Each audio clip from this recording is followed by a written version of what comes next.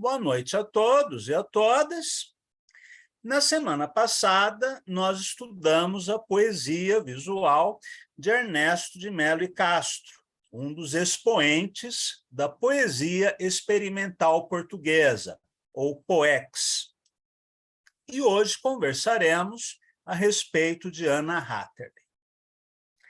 Em seu trabalho como poeta e artista plástica, Anna Hatterley realizou de maneira radical a reinvenção da escrita e da leitura, que coloca em primeiro plano a materialidade visual dos signos.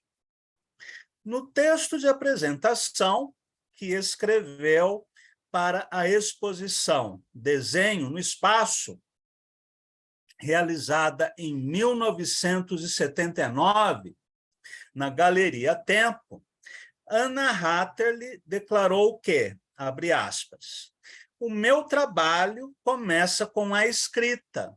Sou um escritor que deriva para as artes visuais através da experimentação com a palavra. Fecha aspas. No mesmo texto, a autora afirma que, abre aspas, o meu trabalho também começa com a pintura. Sou um pintor que deriva para a literatura através de um processo de conscientização dos laços que unem todas as artes. Fecha aspas. Notem que Anna Hatterley se denomina um escritor e um pintor no masculino, e não uma escritora ou uma pintora. Provavelmente ela usa a palavra, né, com a flexão de gênero no masculino, querendo ir além de qualquer divisão de gênero. Assim como as mulheres que escrevem poesia no Brasil preferem ser chamadas de poetas do que de poetisas. Como se a palavra poeta, ou escritor, ou pintor pudessem adquirir um sentido que transcendesse qualquer delimitação de gênero. Isso se deve à nossa própria língua, né? Já que em inglês, por exemplo, não haveria esse problema. Bom, vamos retornar ao texto. Texto e imagem convergem na criação de signos que desafiam a normalidade da contemplação ou da leitura, multiplicando os graus de estranhamento. Abre aspas. A descoberta da escrita na imagem e a descoberta da imagem na escrita, fecha aspas, conforme George Mulder, está na essência do processo criativo de Anna Hatterley e, aspas, constituem um movimento que encontramos forçosamente, num primeiro momento, como surpresa e espanto primitivos. Fecha aspas. A presença da escrita na imagem, diz o crítico, pode ser rastreada já no Barroco e na poesia chinesa. Não por acaso, pontos de partida para o movimento da POEX. A própria Anna Hatterley declara que, abre aspas, os meus desenhos escritas inserem-se na longa tradição dos calígrafos orientais e dos barrocos europeus, remontando à tradição dos caligramas gregos alexandrinos, que eu reinvento, fecha aspas. Como naquele poema de Símias de Rhodes, que nós vimos numa das primeiras aulas do curso, que é um poema em forma de ovo, que inspirou um poema do Augusto de Campos, né? Novo novelo, o novo na jaula dos joelhos. Bem, em Mapas da Imaginação e da Memória, série de desenhos caligráficos realizados ao longo de 10 anos e publicados parcialmente em 1973, a autora parte do estudo das escritas arcaicas chinesa, escandinava, latina e semítica, entre outras, para criar um alfabeto estrutural baseado em 8 caracteres, que se combinam de múltiplas formas, como os trigramas do I Ching. Eu enviei para vocês, né, pelo Zap, imagens desse alfabeto estrutural, mas eu vou republicar aqui.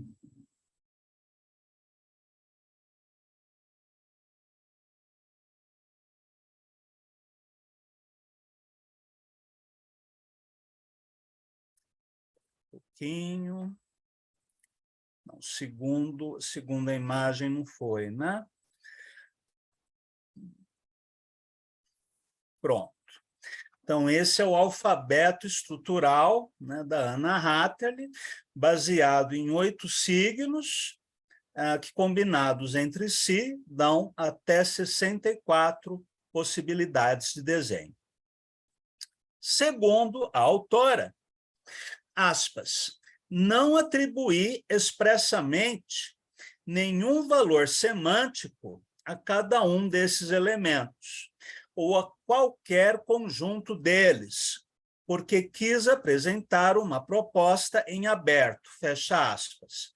Ou seja, esses desenhos não têm significados, nem mesmo pronúncia. Os caracteres dessa estranha escrita abstrata, abre aspas, não representam estruturas fonéticas ou especificamente linguísticas, fecha aspas, conforme a autora. Não constituem uma língua, mas, entre aspas, uma forma de linguagem, cujos elementos, aspas, poderão ter valor metafórico na medida do seu valor sinalético, semiológico, icônico. Fecha aspas. Ernesto de Mello e Castro considera os Mapas da Imaginação e da Memória um livro, abre aspas, um livro de poemas caligráficos, cujos referentes arqueológicos deverão ser encontrados nos versos figurados da tradição latina e medieval, fecha aspas.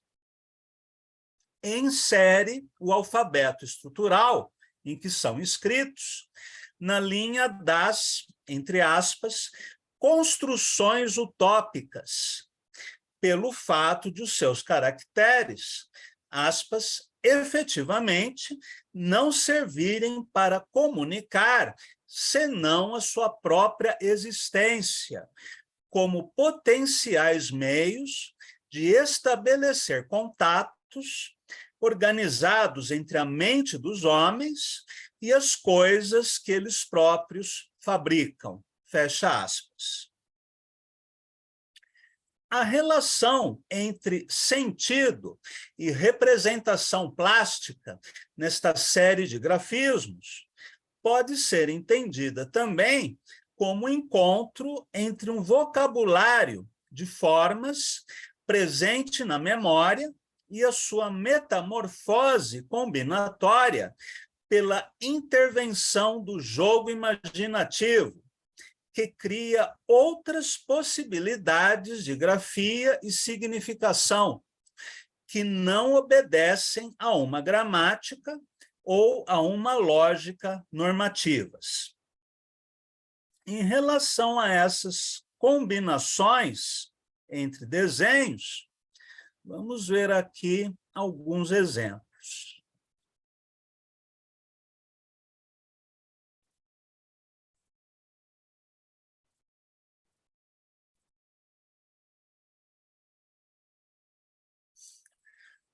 Por exemplo, a partir de um desenho simples, como este,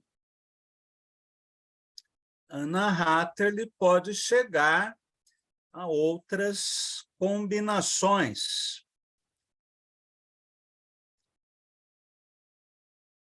Eu sempre me perco aqui.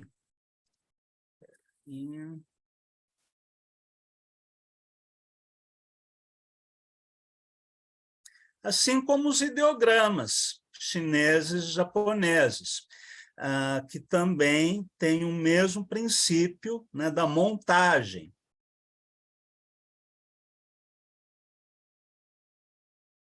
Vários signos podem ser combinados entre si, e dessa maneira, né, na escrita chinesa, são construídos significados, diferente do caso de Anna Hatterley, em que o significado é o próprio grafismo, sem nenhum sentido além dele mesmo. Bom, Manuel Castro Caldas, no texto O Estatuto do Calígrafo, obra visual de Anna Hatterley, identifica nessa pictografia imaginada, abre aspas, modos particulares de acumulação, sobreposição, encadeamento e interação de linha e mancha, fecha aspas, que podem seguir, aspas, a lógica gráfica de pequenos acidentes e pausas inerentes à escrita, fecha. E ainda, abre aspas, certos efeitos pictóricos de textura ou contraste, que podem lembrar rasuras, encavalitar de linhas, miniaturização.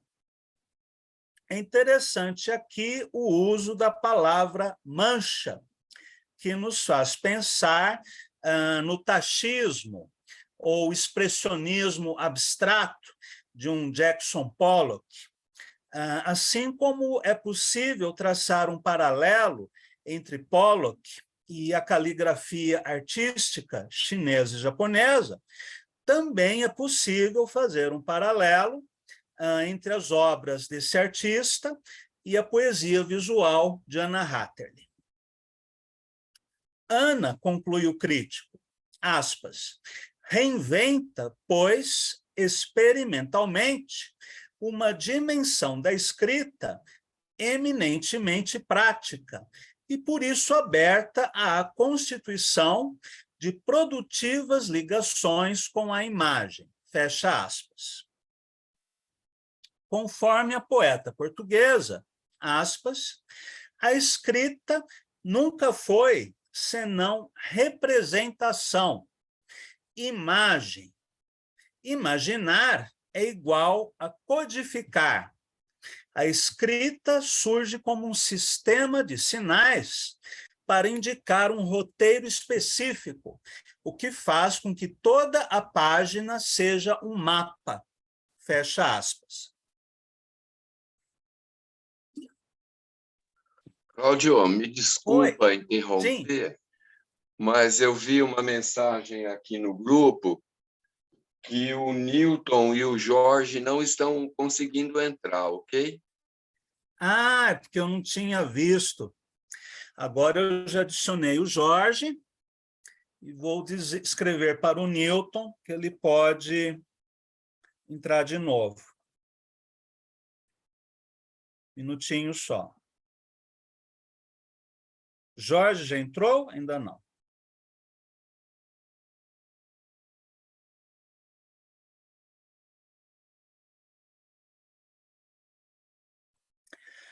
Então, vamos apenas esperar os nossos colegas entrarem. Jorge, bem-vindo.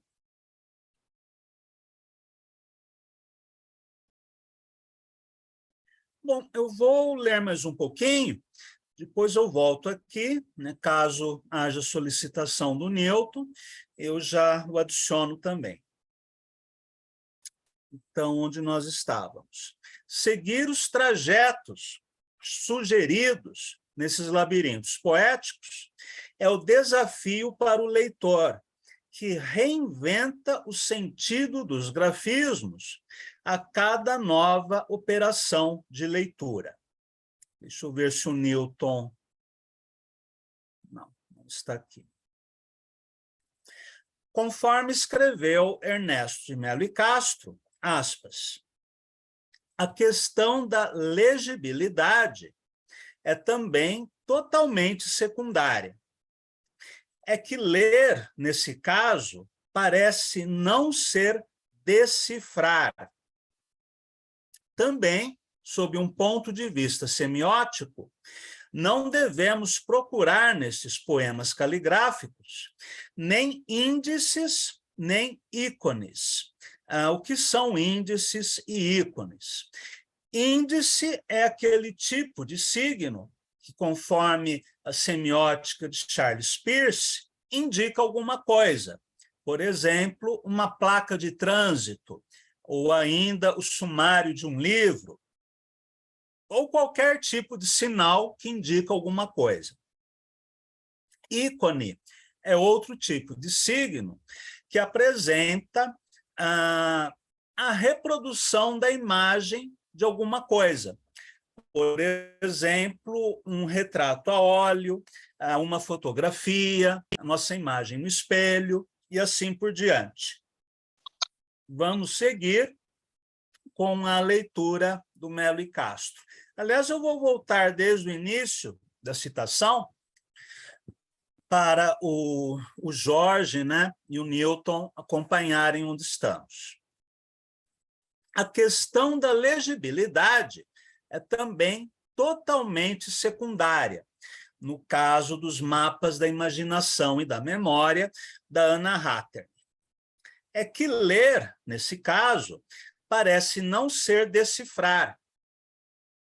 Também, sob um ponto de vista semiótico, não devemos procurar nestes poemas caligráficos nem índices, nem ícones.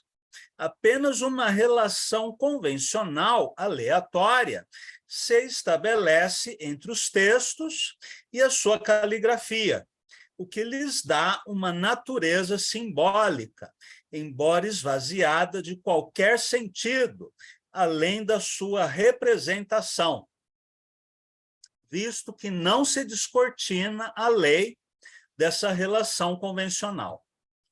Tende-se, assim, para um vazio semiótico, em que as imagens funcionam quase exclusivamente como materializações dos representamen, ou seja, cargas psicológicas e emocionais desligadas de qualquer intenção significativa.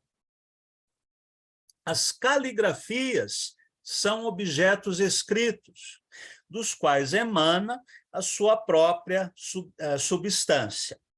Para os que chegaram, né, agora, nós estamos falando sobre mapas da imaginação e da memória, né, um trabalho de Anna Hattert. Alguns dos poemas desse livro eu enviei para vocês, né, pelo WhatsApp. Esses poemas caligráficos são derivados de um alfabeto estrutural de 8 signos, que, multiplicados entre si, dão até 64 possibilidades de desenho. Assim como acontece no I Ching, e como Anna Hattert era uma grande apreciadora da cultura oriental, isso provavelmente não é coincidência. Portanto, essa caligrafia de Anna Hattert não tem nenhum significado além de si mesma. São desenhos completamente abstratos. Daí a comparação que pode ser feita com o tachismo ou o expressionismo abstrato de um Jackson Pollock. Bem, retomando aqui. Na série de desenhos intitulada Anagramas, que integra os mapas da imaginação e da memória, exposta na Galeria Quadrante, de Lisboa, em 1969, Anna Hatterley estabeleceu um diálogo criativo com a escrita latina, mas, abre aspas, fazendo a abstração do conhecimento da língua que ela podia representar e a qual estava ligada. Para tal, tornei minha própria escrita ilegível, a fim de poder observá-la apenas gestualmente, fecha aspas, recuperando o caráter puramente visual das escritas arcaicas, bem como o trabalho de registro manual dos caracteres, à maneira dos calígrafos, até sentir, abre aspas, a minha mão tornar-se inteligente, fecha aspas. No começo da aula, nós dissemos que Anna Hatterley fez uma pesquisa de vários alfabetos arcaicos, da escrita escandinava, né, as runas, o hebraico, o árabe, o chinês, o sânscrito e outros idiomas antigos, não para aprender o significado dos caracteres ou a estrutura sintática dessas línguas, mas foi um estudo puramente visual, ou seja, quando ela ia estudar os ideogramas chineses, o que lhe interessava era apenas o desenho dos ideogramas, ou o desenho das runas, ou o desenho dos caracteres hebraicos, e assim por diante. E, a partir dessa pesquisa de idiomas antigos, ela criou o que ela chamava de um alfabeto estrutural.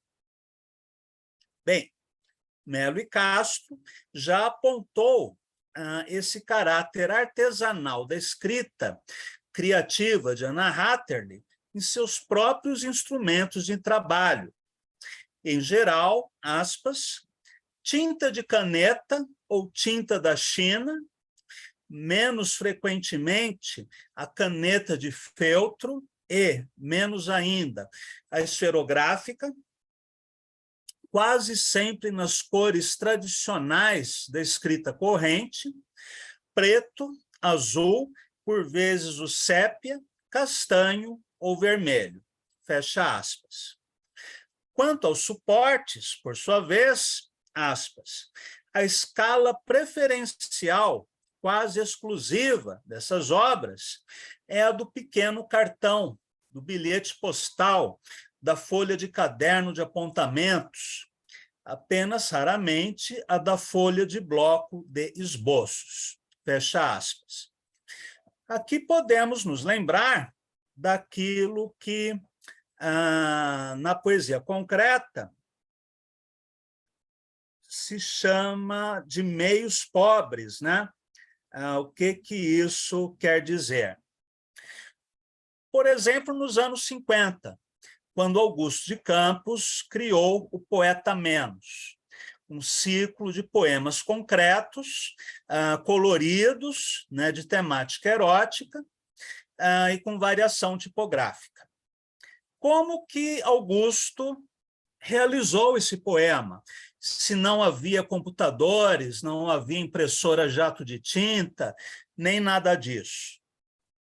Ele criou esses poemas numa máquina de escrever, utilizando várias folhas de papel carbono, que os mais jovens aqui não conhecem, talvez nem tenham ouvido falar, mas, enfim, ele usava várias folhas de papel carbono colorido entre as páginas de sulfite.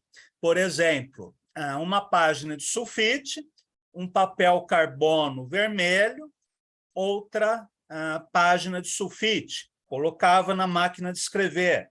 Aí ele digitava para ter o vermelho. Depois ele tirava tudo da máquina de escrever, tirava o papel carbono vermelho, colocava um papel carbono azul ou amarelo ou de qualquer outra cor, depois inseria de novo na máquina de escrever, datilografava, depois tirava, ia fazendo isso incontáveis vezes, levando em consideração, além das cores, a diagramação do poema. E com o rigor próprio do Augusto de Campos, vocês podem imaginar quantas horas ou dias, ou semanas ou meses, ele passou criando o Poeta Menos. Haroldo de Campos chegou a usar produtos de maquiagem da mulher para colorir alguns poemas. Então, os meios eram bastante pobres, né? Bastante escassos, mas a imaginação desses poetas estava muito à frente do tempo. Então, eles usavam o que estava à disposição.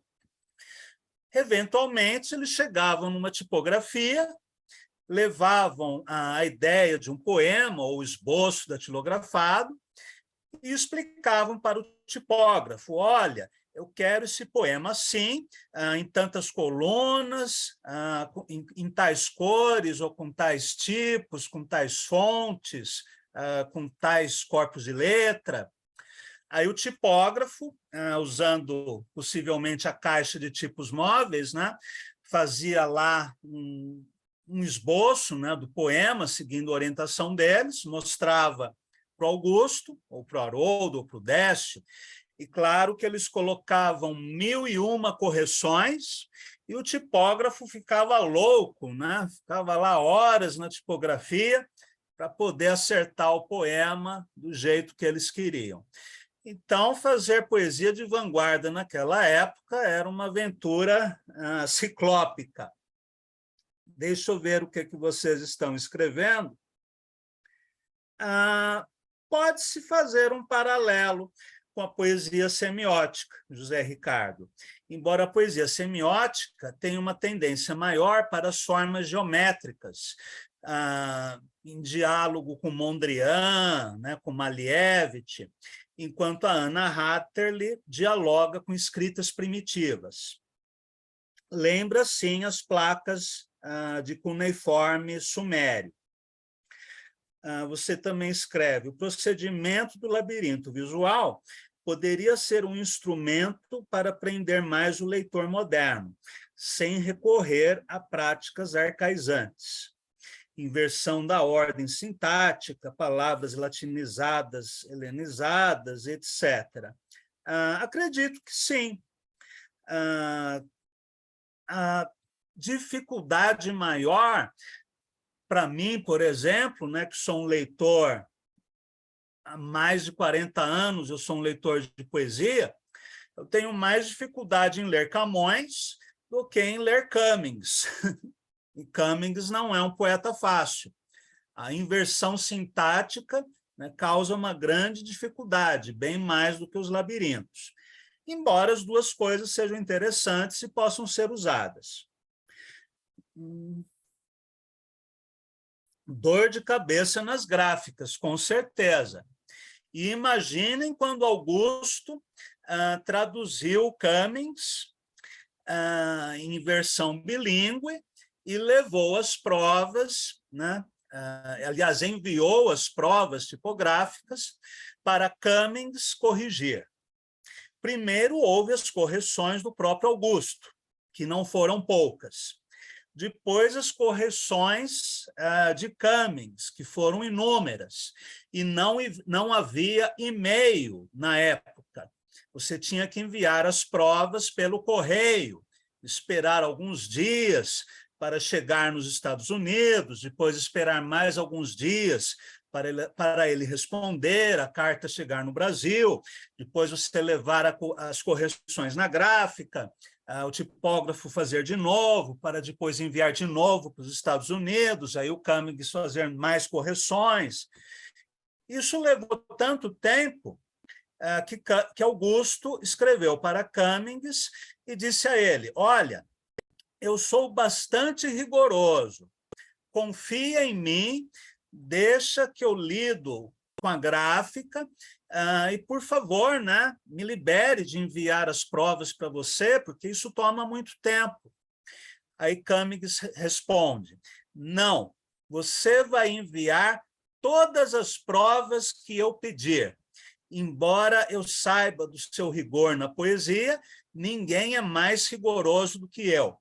E mesmo na publicação das minhas obras completas, saíram, né, inúmeros erros.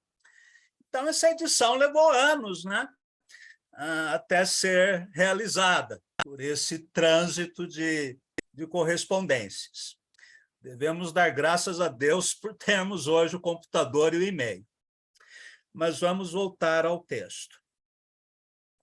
O título dado a essa série de grafias abstratas, anagramas, também é significativo, pois indica a estratégia estrutural adotada por Anna Hatterley, que buscou um método de organização semântica similar ao utilizado no anagrama tradicional.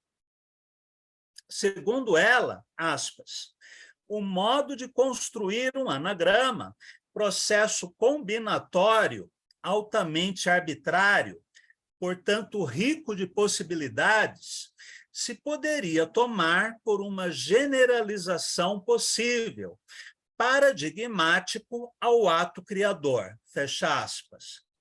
Como se toda a criação poética, de certa maneira, fosse anagramática. Ao contrário do que ocorre no emprego rotineiro da língua, no ato poético criador, o artista procurará, aspas, as combinações não úteis, isto é, procurará para além da necessidade. Quero dizer, joga, provoca o acaso, suscita o fortuito, colhe o inesperado, mesmo dentro do conhecido, não rejeita o inexplicável, o ambíguo, o incompreensível. E aqui nós temos mais algumas diferenças da poesia experimental portuguesa em relação ao concretismo brasileiro. A poesia concreta, por mais inovadora que tenha sido, ela nunca abriu mão do significado, do referente. Pelo contrário, ela buscava a clareza, a precisão, a objetividade, seguindo a cartilha de Ezra Pound. Nesse sentido, Pound foi muito mais classicista do que barroco. E também há um grau de planejamento quase matemático na poesia concreta.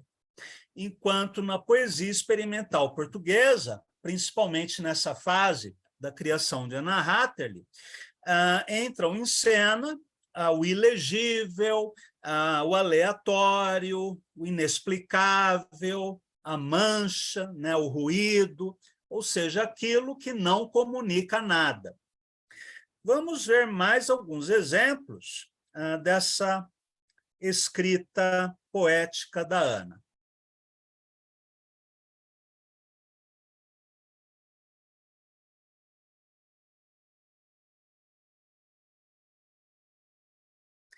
Aí alguém pode perguntar, bom, mas nesse caso, qual é a fronteira entre a poesia e as artes visuais? E a resposta provavelmente é nenhuma. Porque nesse caso se transcende não apenas o significado, a língua, os gêneros poéticos conhecidos, mas como a própria delimitação entre as várias artes. Então, podemos chamar esses grafismos de desenhos, de pinturas, de poemas, ou do que quer que seja, sem nenhum tipo de classificação rígida, né? Engessada, que enquadre a obra numa categoria.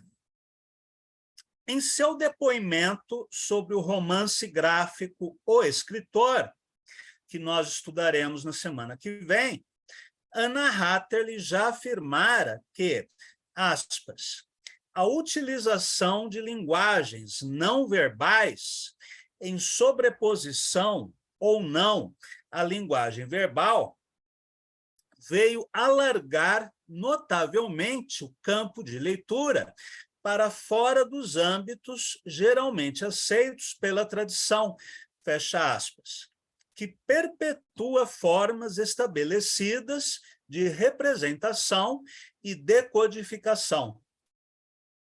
O emprego de signos não verbais, nesse contexto, trouxe, aspas, uma dimensão nova, inesperada aos nossos métodos de leitura, mas a alteração nos hábitos culturais que ela representa está longe de ter sido ainda assimilada, fecha aspas.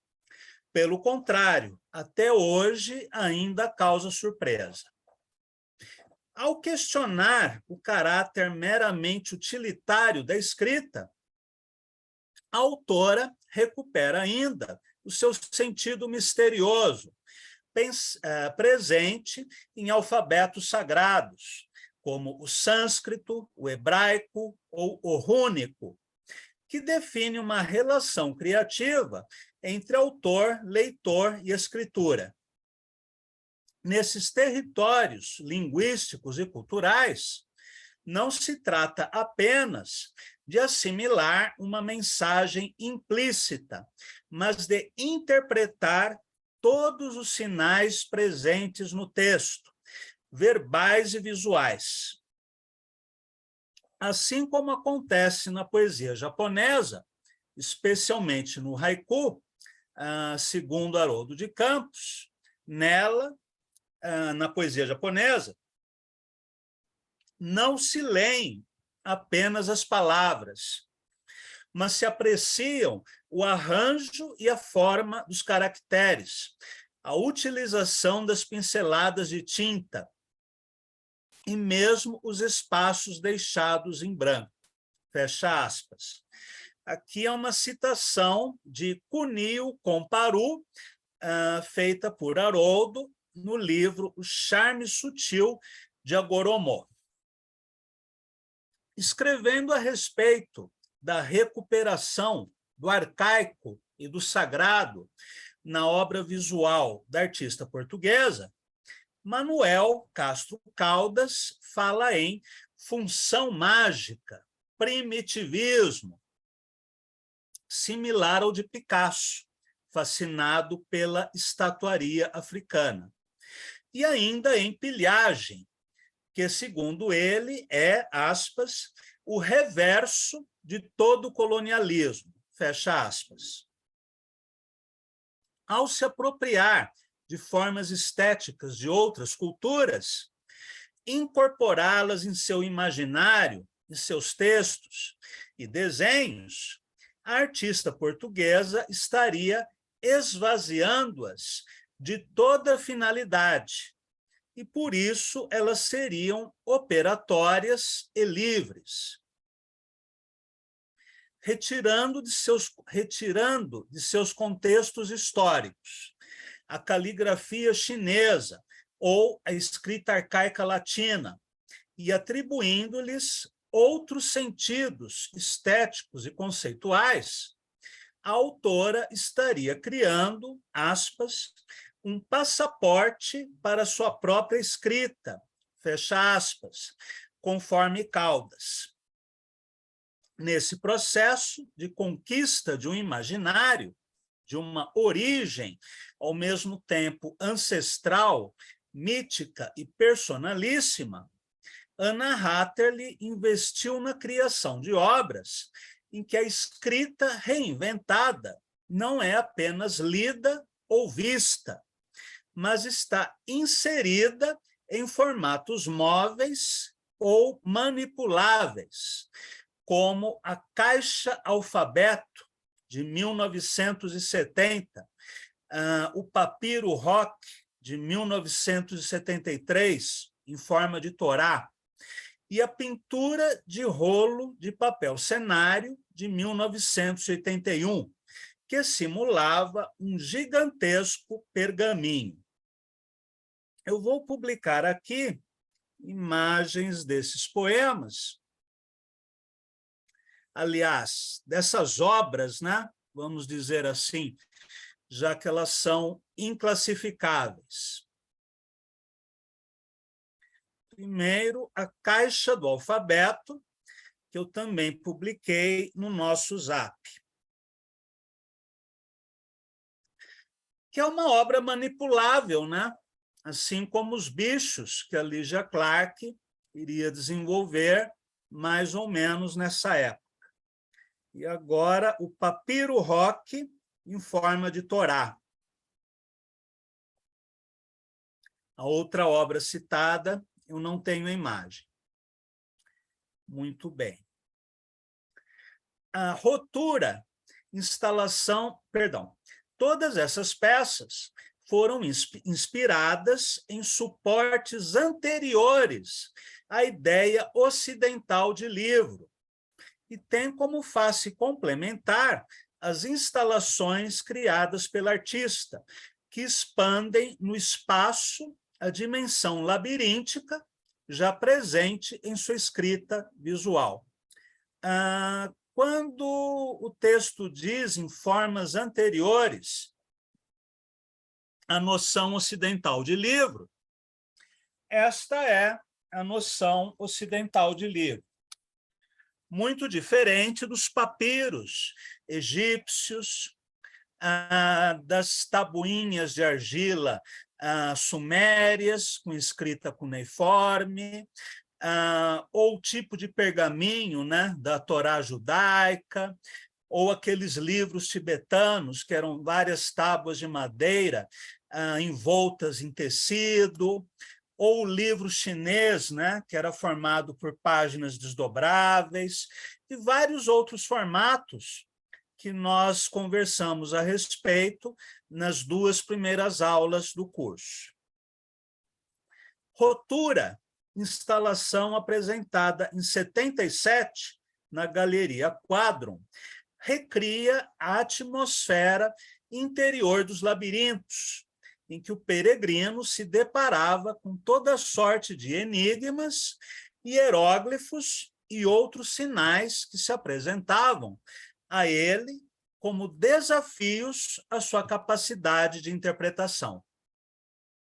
Segundo relata Anna Hatterley, a sala dessa instalação foi pintada de preto e sobre as suas 4 paredes foram colados cartazes brancos, ou melhor, em branco, que depois foram lacerados e semi-arrancados dessas mesmas paredes, deixando-se ficar os fragmentos de papel caídos dessas lacerações.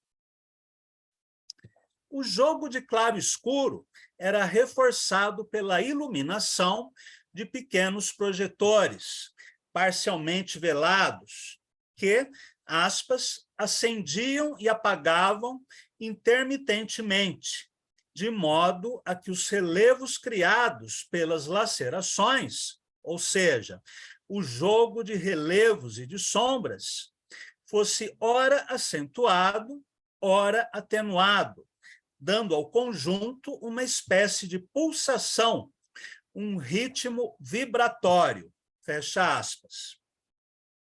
Esse ambiente de quase penumbra e superfícies de papel laceradas retratava, de forma alegórica, a situação posterior à Revolução dos Cravos, de 25 de abril, que colocou fim à ditadura salazarista, iniciando um período de expectativas, transformações e incertezas. A sala escura convidava à expressão de uma vontade de libertação. E os espectadores, ao rasgarem as folhas de papel expostas na sala, abre aspas, exprimiam a sua liberdade, a sua euforia, a sua raiva contida, fecha aspas.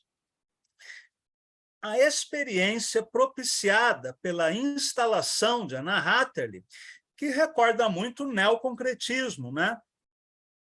Recorda também a travessia arquetípica nos labirintos tradicionais, em cujo centro acontecia a união simbólica do peregrino com a divindade. Traduzida para outro campo simbólico, temos neste espaço geométrico interativo o encontro do espectador consigo mesmo, com a linguagem e com a história. Bem, assim terminamos a aula de hoje e na semana que vem conversaremos um pouco mais sobre Anna Hatterley.